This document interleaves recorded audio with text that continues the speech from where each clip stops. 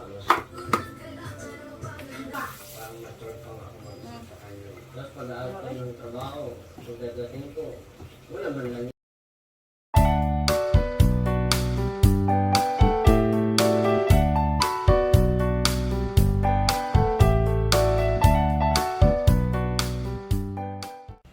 Hi, this is Marty once again and welcome to my world.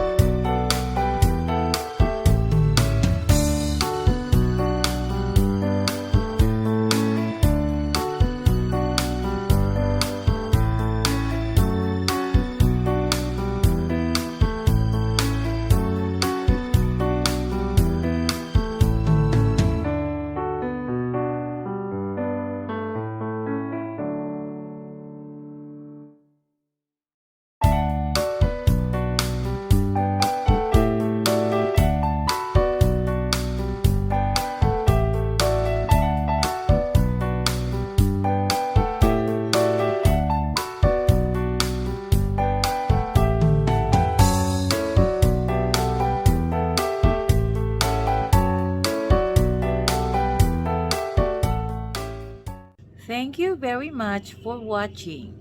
Please don't forget to like, comment, and subscribe.